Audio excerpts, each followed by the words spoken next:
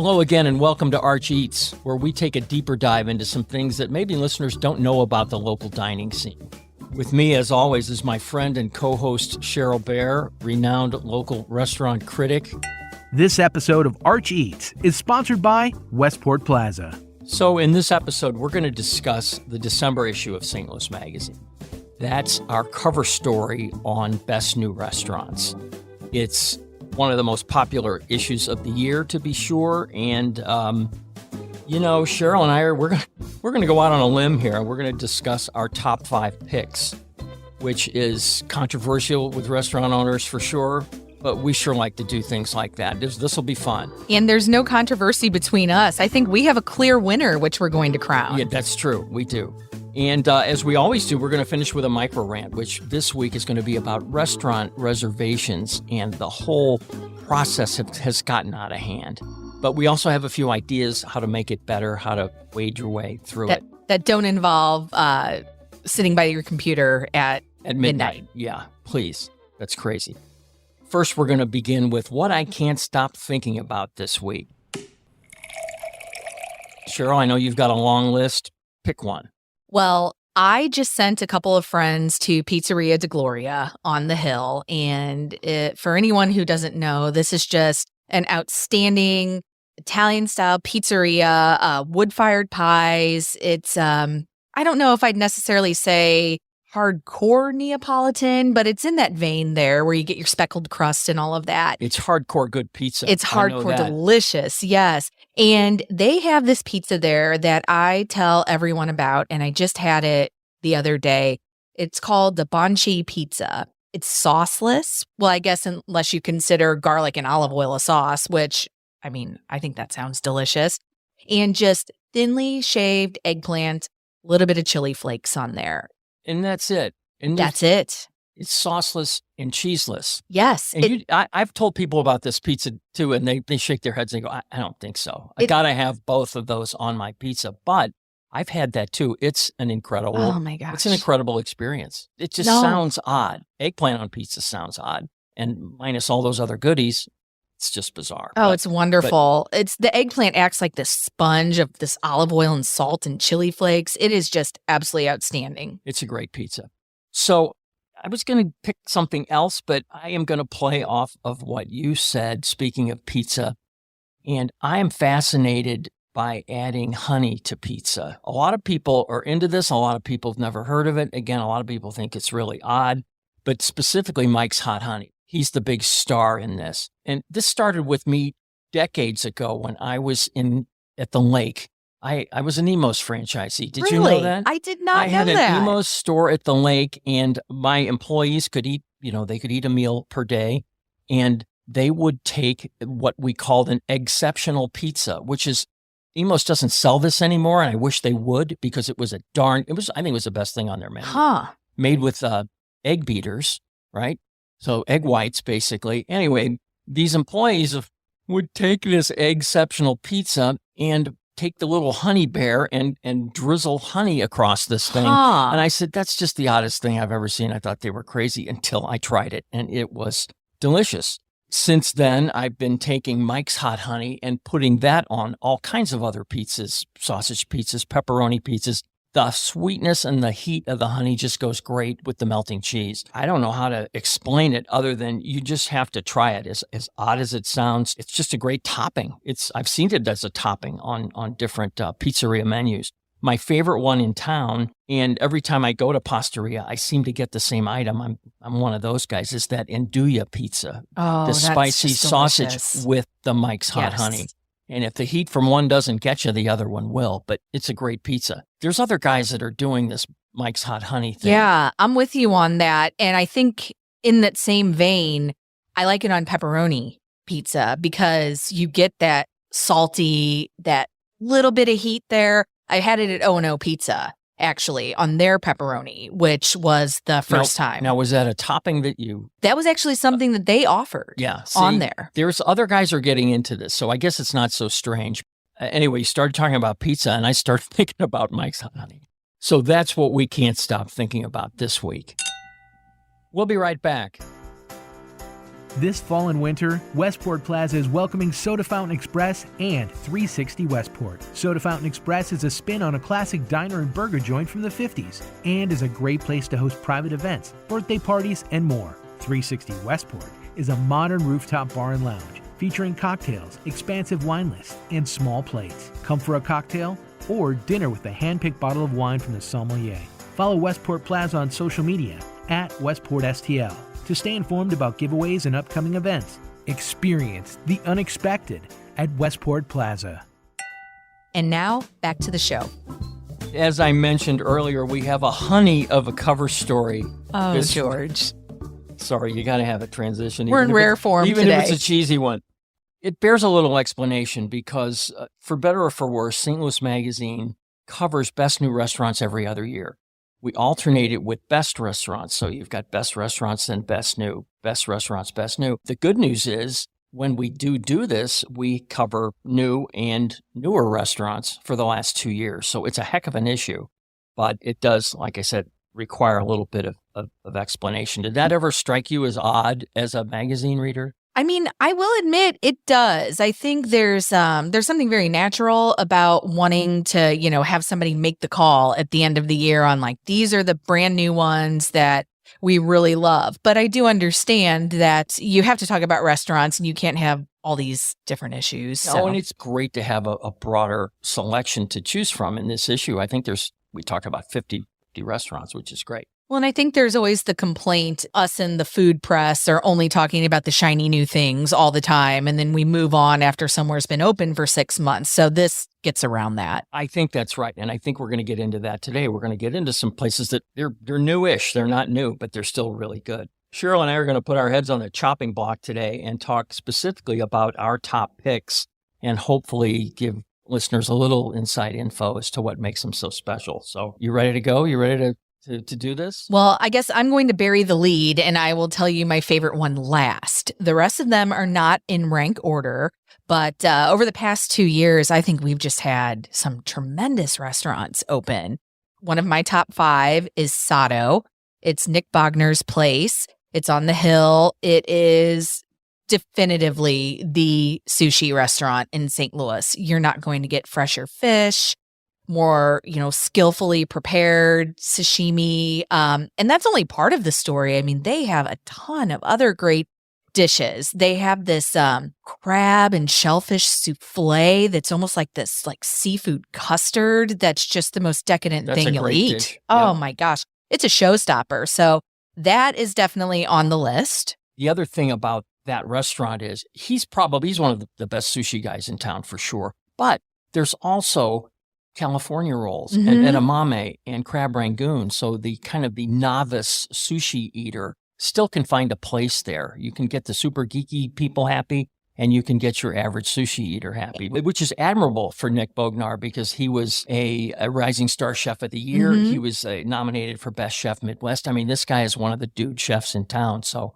if anybody was going to get on a high horse, it could be Nick Bognar, but it isn't. And that was very intentional. I mean, he's talked about that it wasn't just a business decision to appeal to a broader audience. He grew up making crab rangoon at his mom and dad's restaurant, Nippon Te, which was the precursor to Sato. And these are nostalgic, comforting foods from his childhood that he feels strongly that there's a place for them on this menu. I think it's great. And the other thing that listeners should know that I just found out about is the social hour. Are you hip to this? A little bit. 5 to 6 p.m. Oh, it's a wonderful deal. Tuesday through Thursday. Inexpensive appetizers and inexpensive drinks. And it's good throughout the entire restaurant. You can just go hang out. It's a great way to kind of open the door to Sato. So your next one is... So the second one is Mainlander. I love Mainlander. This is just, here we are talking about nostalgic things like crab rangoon. The whole deal with Mainlander is this tasting menu, but not in a stuffy way. It's almost like you are at this mid-century dinner party at someone's home. It's the decor is like from the 50s. Yes. It's really like taking a step back. It just has this... I don't know. It just has this presence. You really do feel like you are an invited guest in this couple's home that owns it. It's just absolutely wonderful. I love Mainlander. One of the menu items there is they called it caramelized croquette. And when Dave Lowry was there, He said the server described it as a chunk, like a chunk of Stouffer's dressing. I mean, who doesn't want that? I mean, it's just perfect. And it's just got a lot of kind of eccentricities, but they're all really cool. One of the things that this is maybe the most amazing thing about it. One of their dishes is a dumpling that has shrimp and Illinois kopi, C-O-P-I in it. And I didn't know what kopi was. I had to ask the chef. And he said, kopi is Asian carp that they've rebranded with a new name to get people to eat it. Get out. Okay. And he said, I said, so? He goes, it's delicious. Trust me, it's really good. And just start calling it kopi and we're going to get over this Asian carp thing. So that's one of their things, I think, on the menu that they have all the time. And I think they call it a native fish or a native inland fish. But it's Illinois kopi, a.k.a.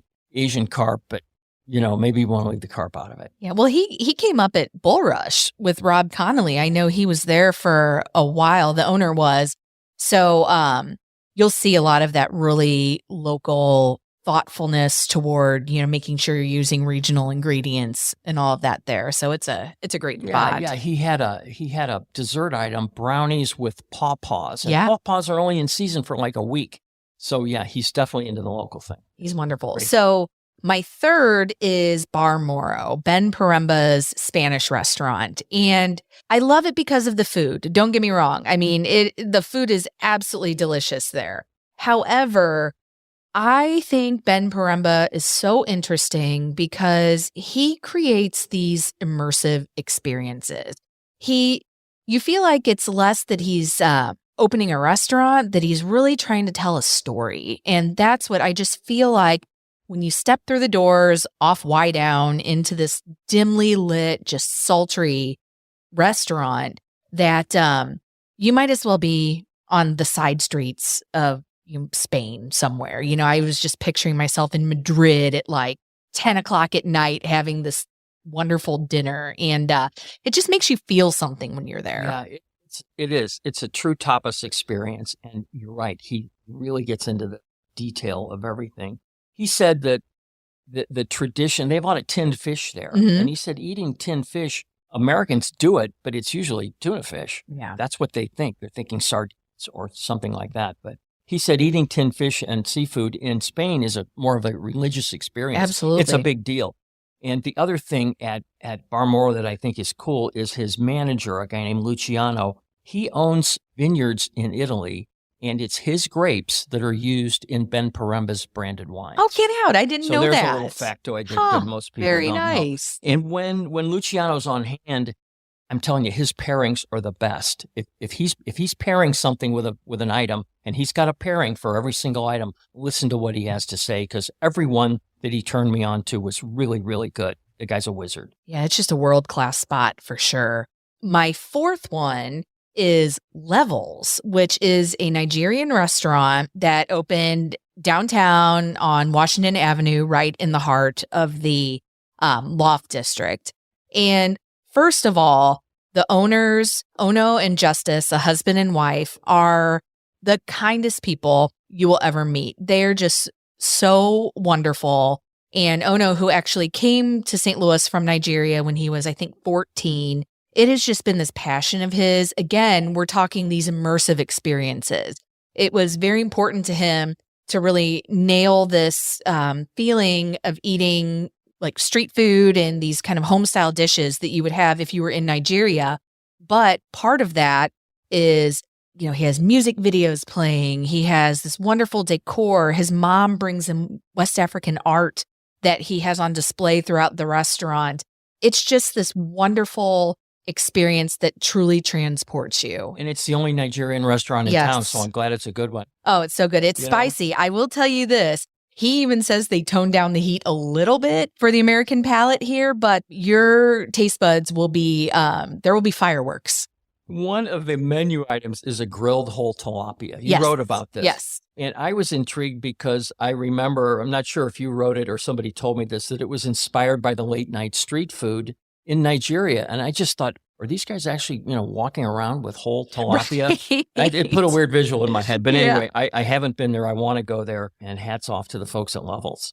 Okay, should we reveal our first together here, or do you want me to go ahead and make the call here? Go ahead, just go for it. Okay, and then we can wax poetically, I'm sure, about this magnificent restaurant. To me, Wright's Tavern is not simply the best restaurant of the past 2 years. It is the best restaurant in St. Louis. Whoa. Oh yes, I'm going to go ahead and make the Strong. call. Exactly, and I feel that strongly about it. Matt McGuire, who most people know from Louis and even way back when from King Louis's time, he just gets hospitality in such a way that I don't think anyone else gets it in town. He's probably the most respected restaurant guy in town. Absolutely. He's the Danny Meyer of St. Louis. He is. He absolutely is. If that wasn't enough, his executive chef is Carrie McDowell. If someone said, you have to have one chef in St. Louis cook for you for the rest of your life, it would be Carrie McDowell. I agree. He cooked at my wedding. So you agree. I'm exactly. On board for sure. I mean, I guess you can call it a steakhouse. Yes, it is a steakhouse. But to me, what it is, they are taking all of these classic dishes like a crab cake, a Caesar salad, a grilled ribeye, and they are doing them. If you were to close your eyes and think, what is the most perfect version of this I could ever have in my life? That is what they are providing you. And that's all they intend to do. And it's so simple to talk about. All you have to do is do it better and do it right. People don't do it. Yeah. These guys do. That crab cake is as big as your face. It's my must-get item there. Yes. And you have to share it because it's a monster. I lived in the Maryland area for a while, so I have become very particular about crab cakes, and it is the only one I will eat in town. I think it's the best one in town, and a lot of people say it's the best one they've ever had. So crab cakes are great. My other recommendation there, I mean, this place can be very expensive. Steaks aren't cheap. Mm-hmm. But if you go in and, as I've done this, split a crab cake and either split the burger or have a burger or their French dip sandwich. Though, don't sleep on the sandwiches at Wright's Tavern. They are so good and they're humongous. There's something you can split, and it's not something you'd expect to see in a, quote, steakhouse. That French dip has these whole cloves of garlic that have been studded throughout the meat, and I will tell you, it'll bring a tear to your eye, like, of joy. I guess if we had to name the new restaurant of the year, it would be Wright's Tavern. So what do you have? I'm curious what's your top 5. I must admit a couple of mine were kind of a couple of yours, so I just thought I'd go with different ones. Mm-hmm. Call it Cheryl and George's top 10. Sure. Right? Probably first on the list is Idle Wolf. Not only is it a great restaurant, there's a museum in there on the second floor, which is incredible. There's a stairway that goes from the basement to the 4th floor, which you just have to do. I can't even begin to describe how cool it is. Again, it's another tapas-style restaurant, and everything that I tried there, I really liked. One of their signature items is paella, and it's a shareable item. I think it's a shareable item for like 2 or 4. It's like $50, but it's this beautiful dish of paella. And the thing that they did right was get that crustiness on the bottom, which is kind of a traditional delicacy in Spain. It's called socarrat. And you take the crusty rice and you put it on top of the paella and kind of use that and eat that along with it. And it's crunchy, but it's soft inside. Anyway, it's very hard to get right. You either burn the rice or it's too soggy. But these guys are doing that dish right.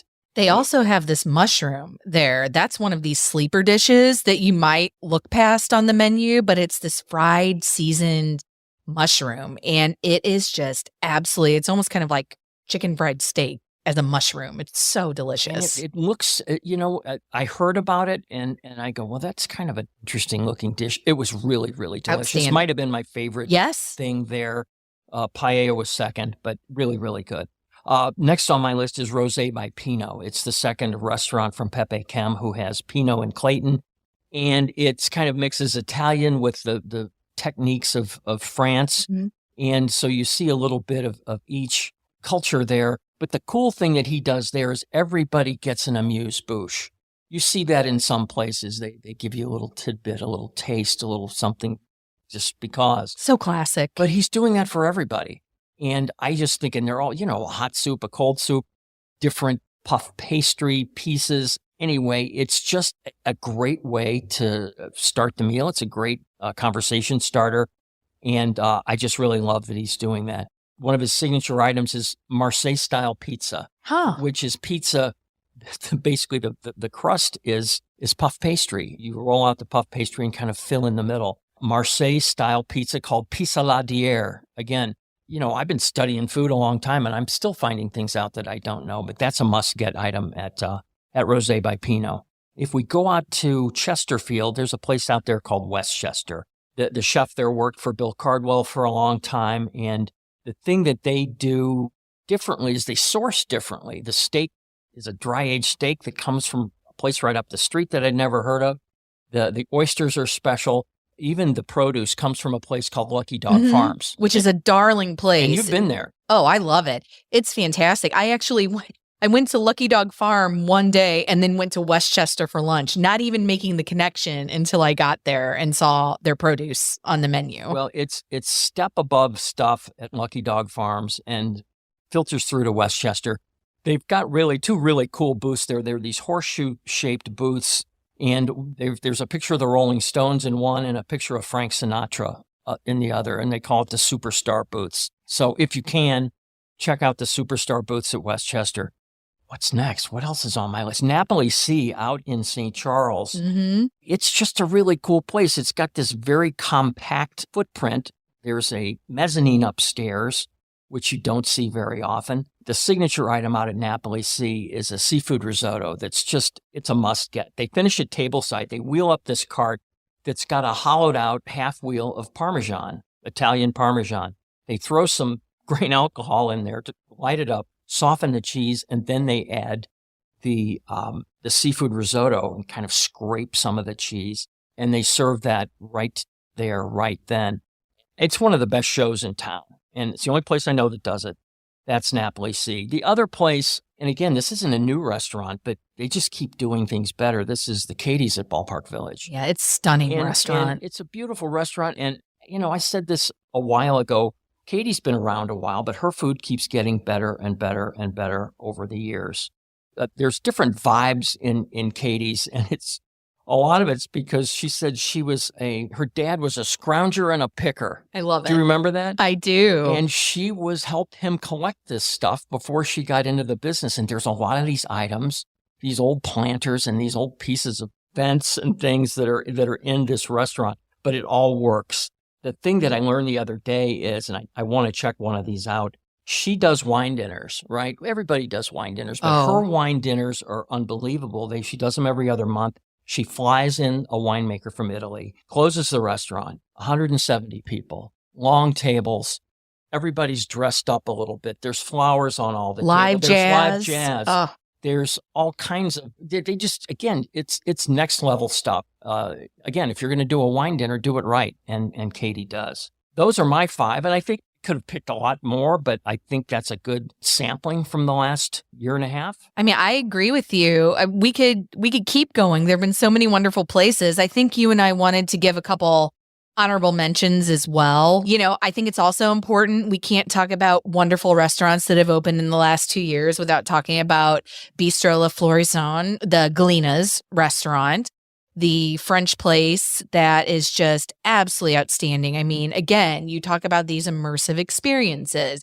They have created this feeling that you are in this, Parisian salon. The food is so just soulful and comforting. I mean, these are the people who've made their name as being this vegetable forward place, but at Vicia, their other restaurant, but then you go into Bistro La Florison and you have like this chicken cordon bleu that's the size of your head. First of all, so decadent, I'm glad so you talked rich. about that. That's my favorite item. It's wonderful. 2 or 3 people can split that cordon bleu. There's bacon in it. There's Gruyere cheese. There's that grainy mustard sauce. They really do a great job. Another place I love is Jalea. That's Andrew Cisneros' Peruvian restaurant on Main Street, St. Charles. And God love him, he opened a cevicheria in the heart of historic Main Street when everyone told him that people were not going to respond to it. But he trusted in his food. He trusted that if people tasted what he was doing, that they would come, and he has been right about that. Yeah, they're beating the doors down. It was called the best new restaurant, I think, in 2022 by a publication or two. Great items, several ceviches, seafood paella there is great. And he's got an item called chicha morada. Did you have that when you were there? I did. That's the drink. That's the purple corn lemonade that been around Peru for thousands of years. But it's interesting. It's made from purple corn, but doesn't taste corny. Not at all. If you tell people that, they say, I don't think so. But you taste it. It's got a purple color. It looks like a non-alcoholic sangria, and it's another must-get when you go there. It's so delicious. And then my last one, I have to mention Sunday Best, John Perkins' Juniper Pivot. He smartly realized that fried chicken was his calling card, so he went ahead, he closed up Juniper, he transitioned to Sunday Best, which is a little bit more of a, I don't want to say casual, but it's a little bit more of a casual concept than Juniper was. And his fried chicken, to me, it's the only game in town. I mean, it's the best game in town. It is. It's the best game in town for sure. It is just crispy. It is delicious. The meat is so juicy. He's just nailed it. And he's got some secrets about how he brines it and how he marinates it and the different spices that he uses in the breading. I mean, there's definitely some secrets there, and he's kind of engineered this to last. So it'll travel. You can take this chicken home, and I know you've done this. Oh, I can attest to that. I drove 45 minutes in traffic from the Central West End to Wildwood one day, and it was still crispy. How much did you when eat I got in the home? car? I mean, I maybe had a piece or two. I'm not going to lie. He's a great guy. It's a great place. I'm glad. I mean, it makes sense. Play to your strength. You're selling 80% chicken, be a chicken house. So hats off to John Perkins. I've got a few honorable mentions too. Ivy Cafe in Clayton. They started off as this house of tartines, these open-faced sandwiches, and really just a charming little place, breakfast and lunch. But what's interesting there is they recently opened for dinner, and they serve dinner until 10 o'clock, I think, Wednesday through Saturday. And the dinner items are great. And what's interesting and appealing about it is everything's priced in the teens. And when was the last time you can recommend a restaurant that has really cheap food that's really good? Ivy is one of those places. That's a place that if you're looking for something different on a weeknight, check out Ivy. And the owner, Julie Keene, she's so passionate about what she does, and it's not just in the food. Well, I mean, it's in the sourdough bread. She makes her own sourdough, which is great, but you'll have these beautiful dishes served on plates that she herself made. The coffee is served in cups that she has fired herself. It's just wonderful. Not that you should make a habit of this, but if you turn over some of those plates, there's messages on them. Exactly. She's written, and it's like, you've got to clean your plate to do that. Yes. But anyway, that's another fun thing at Ivy. There is another place that, again, it's been open a while, and I want to mention it for a specific reason. Beauwood by Niche, which is down in the Central West End, the former, Cafe Osage. And there's 3 dining areas there. There's this beautiful floor-to-ceiling windows in one room, and there's a little coffee shop kind of cafe in the other. The entire thing's inside a nursery, and the patio on that little chat patio is just fantastic. But they just opened for dinner not a long time ago, and now they've closed for dinner. Did you know that? I did. Apparently, they're going to special events in the evenings. I think that the breakfast and lunch, I don't know this for sure. I think the breakfast and lunch business was great.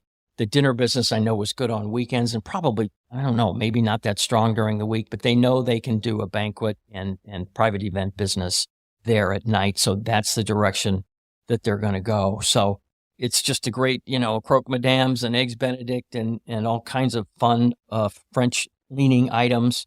It's a great restaurant. I'll miss the dinner service, though. Yes, but flawlessly executed brunch type food. It's great. Just wonderful. It's a must-do. So that's a sampling of some of the restaurants that you'll see featured in the December issue of St. Louis Magazine. We'll be right back. Join the Magic House for cocktails and holiday cheer on Thursday, December 7th from 6 to 9 p.m. for their final adult play date of the year. Tickets are $35 per person and include a festive evening of holiday-themed cocktails and appetizers, a photo op with Santa, and more, all while exploring the Magic House, decked out for the holidays. Ugly sweaters are optional. Must be 21 to attend. Space is limited, so reserve your tickets now at magichouse.org. And now, back to the show. And that dovetails into our micro rant of the day. So, got a new restaurant. They're all super busy. Some of them are small, and the problem is you can't get into them. You have to make a reservation, and it's become really problematic. And there's a couple ways, I think, to navigate through there, but why don't you talk about the problem, and I might say how you solve it. Sure. And it's not just a problem where you can't be a walk-in, where you have to make a reservation. I think all of us are used to that. And we're even used to some places where you have to make a reservation far in advance. And, you plan for that and it shouldn't be a problem. But I mean, I can tell you that as someone who has sat in a queue on Ticketmaster to buy Eras Tour tickets, these reservations are that hard to come by. Slightly cheaper, I hope. Well, I guess it depends. It depends on where you're going, but they release reservations at midnight in blocks. So if you are not sitting at your computer at 12 a.m. on the day that a particular restaurant, let's say a Wright's Tavern, for instance, we've been talking about how wonderful it is. Well, if you're not sitting at your computer at, 5 minutes till midnight, the day they're released, you're not going to get a reservation. It books within a matter of minutes. And what we're finding is that what I've talked to a lot of restaurant owners who they're equally frustrated about this. They are in the hospitality business. They want people to be able to come to their restaurant. But what they're finding is people will hoard these reservations at midnight. They won't necessarily know when they want to come in, so they'll just pick 5 different days and make reservations for all of those days. And then as the time gets closer, they'll just start canceling their reservations. And it leaves restaurant owners in a lurch. It leaves other diners who want to dine at these places in a lurch. It's really become a big problem. Yeah, I mean, that's exactly what happens. Diners that make multiple reservations, they'll make 4 reservations, and then they might even no-show for 3. They might not even cancel. Yeah. They just don't show.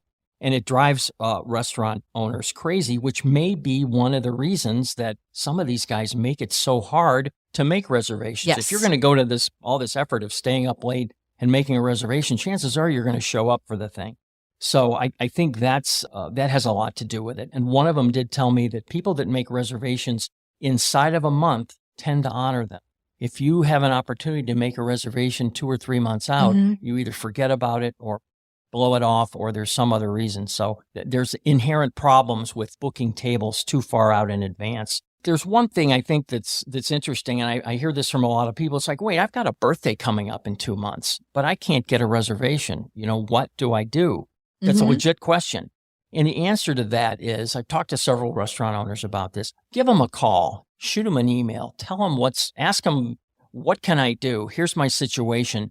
And 9 times out of 10, they're going to come back with a solution. They can override any of this stuff. They can always find a table. There's always a table or two in the restaurant. And chances are, if you ask for it with a legitimate reason, they will say, yeah, that's fine. We look forward to seeing you on your birthday. Yeah, a lot of times they're not putting their full capacity on these lists with the knowledge that this is happening, so they can accommodate these special circumstances. Right. And like I said, it's an inherent problem. It's a no-win situation a lot of the times, but there are ways around it. I've called them the night of, too. I mean, it doesn't help you with those long-term reservations, but a lot of the times people don't show, or there's last-minute cancellations, and, you can sneak into a place at the last minute. That's actually how I got into Wright's Tavern one time. We called them during a thunderstorm, and I thought, maybe we can get in tonight. And we called them up. They said, come on over. We got seats for you. We're praying for natural disasters to get into these restaurants. That's where we're at this point. That's it for this week. Thank you for listening to Arch Eats. Best dishes, and see you next time. And remember, there's links in the show notes to all the places we mentioned today. We ask you to subscribe to our dining newsletters at stlmag.com/newsletters and follow us at St. Louis Mag on Instagram.